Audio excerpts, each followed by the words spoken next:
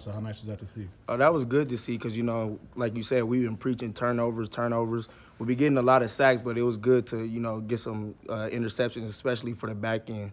Something changed, or just the balls finally started coming your way, or guys finally held on, or what? I don't think nothing changed too much. I think it's just guys doing their job and, just capitalizing on those opportunities that come to them. And I hear sometimes that can kind of be contagious. I mean, once you get a couple, that hopefully can kind of keep snowballing here in future games. Oh, yeah, definitely. I almost had one the first play of the game, so that probably, had a snowball effect on the other guys, but it was good to see that for sure. All the sacks you guys are getting, and guys like yourself getting involved with that. How much fun has that been? It's definitely fun because we're able to do a lot of different things. We're not just in the back end just covering and just dropping in zones. We're bringing pressures. We're doing a lot of different things, which is causing a lot of problems for our offenses. No worries. A couple of guys were saying kind of in fall camp they kind of got a sense that there was going to be a lot of blitzing and a lot of pressure and stuff. When did they kind of talk about just it was going to be more dime and you guys getting to be doing some more things? And when was that spring or summer? When did you guys kind of hear that it might be a little different style of defense this year? It was more so in the spring and then just working all the way through. But Coach Stock was already telling us like we're gonna have 5 guys out there, so it's on us to make sure we are able to do our job at a high level, so we could keep 5 guys on the field at all times. What was that when you kind of saw the vision for what it might look like and stuff? What was kind of your thoughts? I liked it a lot because especially going to play nickel and being able to blitz and be added in with the pressures with the guys up front, it's definitely been fun for me. I remember at the beginning of this fall camp or season, we were like, oh, the big storyline was like, oh, you lost your starting spot or whatever, and then it turns out you're playing just as much, and still making plays. I mean, for you, I guess, did you just kind of trust the process that it was all going to work out, and they've been telling you were still going to play plenty? Oh yeah, definitely. That's just always what it is. In anything, you always want to trust the process.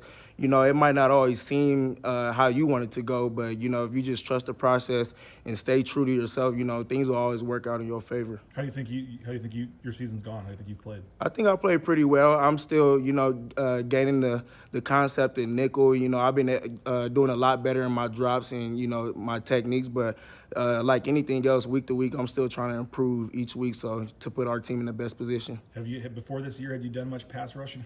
Nah, not really. I think since probably my freshman year, I came in, we worked a few little pass rushing drills.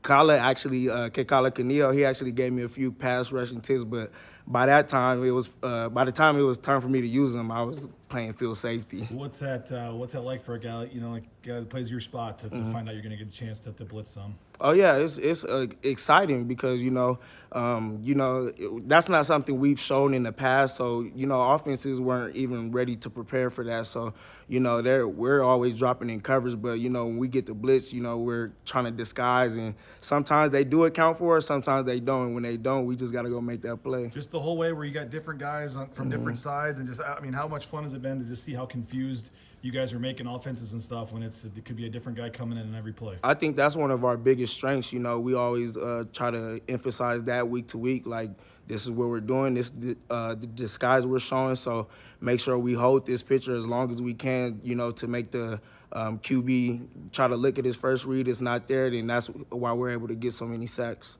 What as each? I mean, I know the rankings are coming out tonight and all this stuff, and there's starting to be more every week, more buzz, more talk. How are you guys trying to stay focused here on the task at hand each week? I mean, we know what we have in front of us. We know we control our own destiny, but we're not really even too much worried about the rankings. If we handle business, we know we'll be exactly where we want to be. So the goal is to, just get better every week. So when those, when the playoffs and things like that do come around, we'll be ready for those opportunities. As each game comes and it gets a little closer, I mean, can you taste it a little more? I mean, how do you guys just kind of, what's the feeling like as you get down here to November where these games mean a ton, but you can also know what's coming ahead here? Oh, yeah, you definitely don't ignore it. You could definitely feel it, and that's another driving factor for us that keeps us excited on a week-to-week basis. But, the next thing in front of us is Nevada right now, so we're going to focus on that. Then the next week after that, whoever that is, and then just keep going week by week. And then once we get there, then, we'll handle business then too.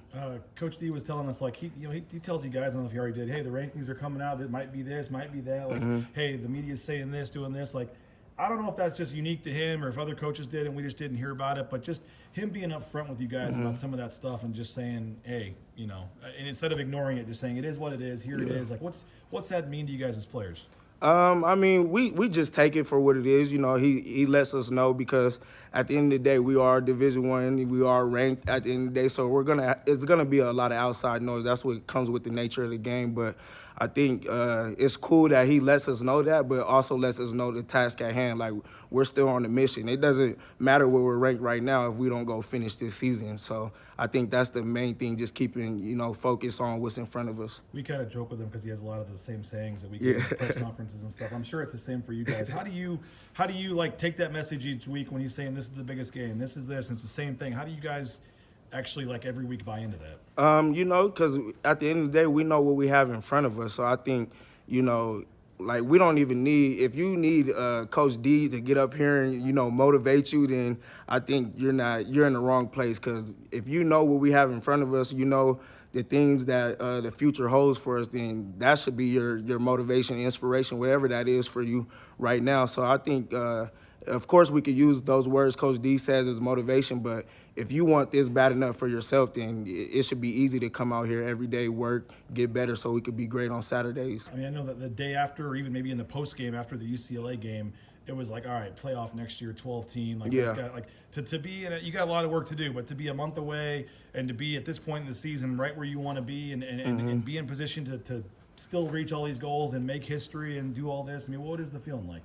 Oh yeah, it's exciting. This is things you dreamed about as kids. Like, we had our senior meetings earlier this year, our senior speeches, and one of the things I told the guys, like, if I was able to tell my younger self, like, I'm playing at a Division I college, we're ranked right now, we got a chance to go play in a playoff, we're in a video game, like, how much more motivation do you need from that? Like, the little me would be jumping up and down, like, there's no way that's happening right now. So I think just, taking that all in, just staying present in each moment and, taking it one step at a time, not thinking too far ahead, not looking behind, just staying in the moment and just keep growing each week. So how much would that, they're bringing back the 94 team this week for their 30-year anniversary, and you guys know the stories of all the other teams here and stuff.